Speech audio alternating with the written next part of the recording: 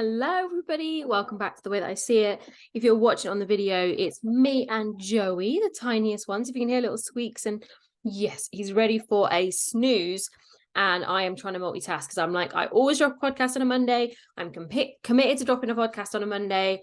And so it has to get done. The fact that I didn't do it Friday or Saturday and that I'm now sat here Sunday night doing this with a very tiny, oh, yes, you're very tired, is irrelevant because I do what I say I'm going to do. That's something I hold myself accountable to, is that if I say I'm going to do it, I'm going to do it. So here I am with pup in arms because he wants to run around like a crazy loon right now. So I'm like, I'm getting this podcast done. So what I wanted to share with you guys today was I did a training today for my network marketing community, and I trained on, if you know what you need to do, why you're not doing the thing you need to do. And obviously I won't share the recording of that because that was relevant to network marketing. So if you're in network marketing and you want me to share that with you, if you're in the company that I'm part of, then again, let me know and I can share that with you. Send me a message on Instagram. But what I want to share with you is still some of the key lessons and the key topics from that, but kind of removing the network marketing piece, because the theme of my training is still a valid training. The content behind that around procrastination, around self-sabotage, around delaying, all these things are still relevant. It's just that I'm going to take out the network marketing word. So I'm going to jump right in because I'm still in this headspace and still in this energy. And so I want to share that with you, mainly before I fall asleep, but also because when you're in this space, you want to do it from an authentic and integral place. And so when if I train on stage, and I speak a lot, I'm very fortunate in my network marketing business. I'm asked to speak a lot at events. When I speak and when I train, I kind of channel. I know that sounds a bit of a funny word. Like, I write notes, I have a framework, and I trust that what comes out of my mouth or what is said is what people need to hear. And so when I kind of go through these notes right now, I'm in that headspace right now where I'm still available for that guidance to come. I'm still available to know that what I say to you is what you need to hear. So the first thing is, if we live in the information age, right? So if you want to be a nutritionist, you want to be a life coach, you want to be whatever you want to be, right? You want to learn to play a new sport. You can literally Google the shiz out of that and get your answers and information in less than 10 minutes. You can watch YouTube videos condensed on how to change an engine in a car. Like, you can pretty much become an expert overnight in anything.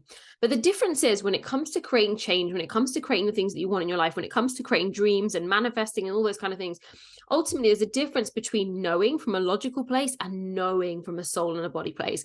And I talk a lot about this in the confidence course, and really the knowing in your body is a sense of embodiment. Like, logic isn't going to get you there, right? And so what I want you to know is that when you say something like, oh, I know that isn't the power, right? The power isn't in the knowing. The power isn't even in the action either. The power is in the belief. And so right now in life, I guarantee that you know what you need to do. So whether your goal right now is weight loss, you have a business goal, you have a relationship goal, you have a life goal, I guarantee that right now the information isn't the gap, right? And if the information is the gap, that you could easily get that information. So what I think is harder for people is that often it's not a knowledge gap, but it's an action gap.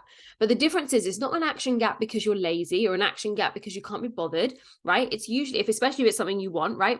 It's an action gap because you don't believe in either that it will be enough, you don't believe in your results, or you don't believe in yourself. And so what I want to share with you today is a couple of steps really to kind of help you move forward and get you to do the thing that you know you need to do.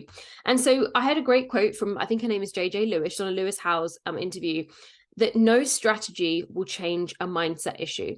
So if right now you're finding yourself pivoting back and forth, maybe weight loss is something that you can move in and out of, maybe growing your business, you can write all the strategy plans, all the, flows of work. You can write down all the ways you're going to approach the things in your life. But ultimately, if you don't change the energy, the intention, and the beliefs behind what you are doing, you will never create that long-lasting, sustainable change. You will never create that element of achieving your goals.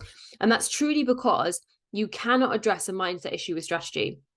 So before we get into kind of like what's holding you back, one of the biggest things that I see so much is that deciding what you actually want. Like, so many people will say vague things like, I want more money, I want more time, I want more choices, I want more freedom, I want to be thinner, I want to be a happy relationship. And there's all these fluffy adjectives. And what I really encourage people to do is just get really fucking specific. Like, what do you actually want? How much more money? How many more clients do you want? What kind of job do you want? What are your money goals? What's your life goals? Like, get really specific, because it's not about being so attached and anal that you are obsessive. What it's about is knowing when you've done it.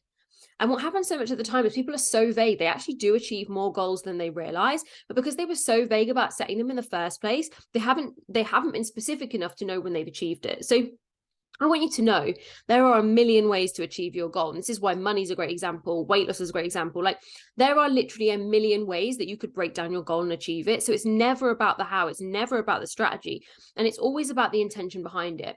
But the first step behind that is really knowing what you want. It's not what you should do, not what the right thing to do is, not what the next thing to do is, not what people expect of you, not what you're obligated to do, but you truly fucking desire. What do you truly fucking want right now? Like, if you had to sit there and say, right, what do you want? You can have anything you want. You've got 1 wish, 2 wishes, 3 wishes from a genie. What do you want? Like, what do you want? What do you desire from your inner being, like your inner soul? What does that want? Because when you know the answer to that question, then the next step is easy. Building the belief bit, I mean, it's not easy to do, but it's easy to know. So the first step is you've got to get clear on what you want. The second step is you've got to do the belief work. Like, your belief system, like your reality right now is a result of your belief system plus your experiences, because your experiences plus your belief system equals your perception, which is the way that you see the world. So the way that you see the world dictates your results, right? Because you will do things through a certain lens, a lens of abundance or a lens of scarcity, a lens of confidence or a lens of fear. And so if you don't actually get really clear on what you want, you will make excuses and stories and reasons about why you can't have the thing. If you get really, really clear on what you want, you still might make excuses and reasons and stories about why you can't have the thing that you want. But the difference is belief systems can be changed when we know what we want, because we have to want something bad enough. Like, this is not about that whole you'll lose weight if you want it bad enough, you know, but to a point it kind of is, because a desire is the bigger driver. A desire will always be a bigger driver than obligation, expectation, or revenge. And so you've got to get into the desire of the things that you want. And sometimes what happens when people do this exercise is they do it and they realize they don't actually want a lot of the things that they're chasing. And I think, what a fucking empowering situation to be in, that you realize that you actually don't want half the things that you're spending energy and time on. So when you know that, you've then got that, like, that awareness is just the first step, right? So knowing it is not enough to change it. Like I said at the beginning, knowing and knowing are different things. So once you've got that desire, you really need to dig into what the fears are. Like, why is it that you don't already have the thing? And I can guarantee that the reason on some level will be fear. So fear of what other people will think. That's fear that you won't be good enough. Fear that it will fail. Again, fear that you won't be good enough. Fear that no one will buy anything. Fear that you won't be good enough. And that's because underneath everything, we have core wounds that run the show. So that core wound could be fear I won't be good enough. People will judge me. Fear I won't be good enough. It won't work. And it's all to do with the fact that you don't feel good enough. And that can show up in ways like I'm not seen, I'm not validated, I'm not loved, or, you know, the pure thing of I need to be a perfectionist or I need to do this to be good enough. And so your fears are driven by two things. They're driven by your beliefs and they're driven by your experiences up to this point. So the first thing to say to you is that your experiences up to this point do not have to dictate your future. Your past does not have to dictate your future. You can decide that it does. You can give it meaning if you want to, but nothing in life intrinsically has meaning other than the meaning we give it. So you can make your past have meaning, or you can make it just be evidence that you're on your way to where you want to be. And that choice is yours. And the second driver behind your fear is your belief system. And that gets to be changed. That is something that you can change in a heartbeat, in an instant. And it's not because what you felt to this point isn't true or isn't real for you. But I want you to know that just because it was true and real for you for a while doesn't mean it has to be true and real for you for the rest of your life. Like I said, your past does not have to dictate your future. So really, with that in mind, you know, with those beliefs, what you have to realize is they've created your conditioning. So your current default modes in life, your current comfort zones, your current situationships, right? Your life as it currently stands is a direct result of your experiences compounded with your beliefs, which leads to your actions, which leads to your results. So if you're not happy with your results, if you're not happy with how your life looks on the outside, then that is over to you to look at, okay, cool, I can't change the past, but I can change the future. And the way I do that is changing my lens of the world, is changing my perception. And we change our perception through changing our beliefs. So what I want you to know is there are two types of beliefs, limiting and conditional. Limiting for me is like a flat belief, like I could never lose weight, I could never be successful. And truthfully, I don't think many people actually have these. I just think they use them as surface level comments out of that fear of not feeling good enough. What I believe most people have is conditional beliefs. They believe they can do something, but only if. So I can lose weight only if I don't eat carbs. I can be successful only if I work 70-hour weeks. And where conditional beliefs for me are way more dangerous than limiting beliefs is that a limiting belief we can easily disprove. With a conditional belief, we often will seek the evidence to prove that we're right. I mean, we do that with all beliefs, but your reticular activating system in your brain, or your filter, will seek the things to prove that you are right. And to the point that if your weight loss example, you will tell yourself that you cannot lose weight if you don't drop carbs. So whilst you eat carbs, you won't drop weight, because your body does what your mind tells it to do. So what you're doing when you're allowing yourself to be stuck in your conditioning, stuck in your past, stuck in your environment, is you're not actually making progress, because all that you're doing is repeating habits and behaviors and living on this autopilot. And what that's not doing is then making space for the new version of you. You're living in default mode, right? So a default mode is what you'll always drop back to. So you can have this desire, you can have this belief system you're building, but ultimately that default mode is still there until you grow it and change it intentionally. So when you have a bad day, you'll drop into default. So let's say sugar's your problem, and then you have a bad day and you drop back to default. You have to start again, love, because what you need to do is you need to create momentum towards the new default. What is the new setting? What is the next version of you, the next comfort zone? And that window of time has to be, your energy has to be focused on your beliefs and pouring love and energy and life into those beliefs. So how do we overcome these beliefs? Well, number one, you have to realize they're not true. Like I said, just because they didn't feel true, they felt true before, doesn't mean they're true forever. There is, and the words of Amanda Francis, there is no chalkboard in the sky that says that your beliefs are true, that says that you are not worthy or you are not good enough. So what you have to remember is you have created that filter, you have created that perception through your experiences and through your beliefs. So now knowing that your past doesn't change your future, knowing that your beliefs get to be changed, and knowing that your desire matters, how can you build momentum in the direction of your goals and dreams? Because it's not enough to know. That's the truth. Number one, you have to change your conditioning. And this is repetition, repetition, repetition, repetition. So when you wake up in the morning, you have to think, what do I normally do? And is that serving me? And if something is serving you, then that's where there's a concept called habit stacking, where basically if you're doing something that really serves you, that's in line with the direction of your goals and dreams, right? There's no bad or good habits. There's only in direction of your goals and dreams. You just attach another behavior to that, right? And if there's something that you're doing that you don't like doing, instead, you want to pour your energy into the things that you love doing. So there is one thing you love doing in the morning. Maybe it's hugging your dogs, right? Off the back of hugging your dogs, stick on your audiobook, because what often happens is we try to overcome our negative beliefs with willpower day in and day out, and it's got a short fuse. And if your body and your mind is not rested, is not energized, is not fueled, is not taken care of, right? If your chimp isn't looked after, if you've ever read the Chimp Paradox, what you will find is that you will drop to the most negative default that you have, and that is the state you will operate from.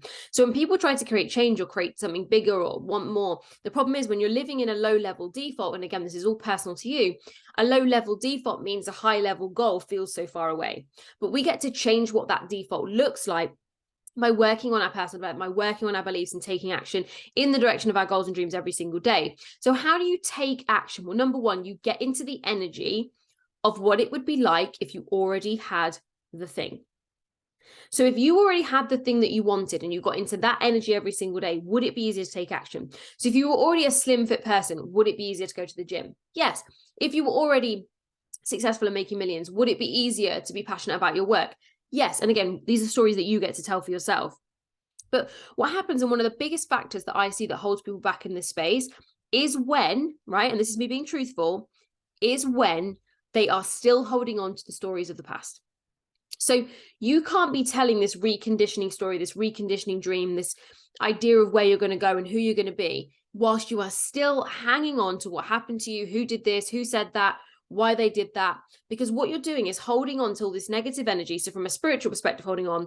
Number two, from a mental perspective, you're focusing on the negative energy, you're giving it fuel, you're giving it airtime.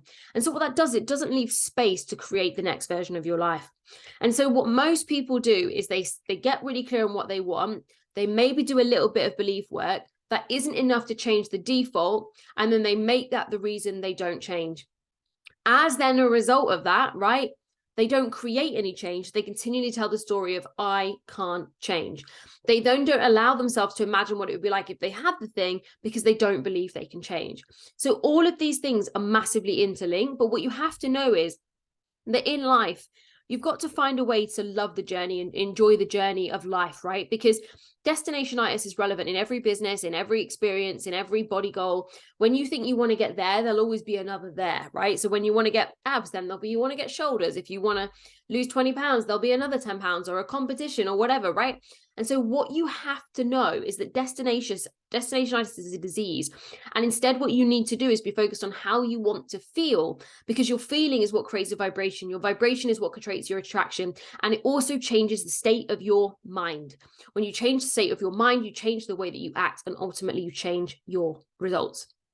So if you want to change your results right now, if there's something in your life that you know you want it, you know it's for you, but you're not doing it, these are the reasons why. Your experiences matched with your beliefs is dictating the way that you feel, the way that you think, and ultimately the way that you act.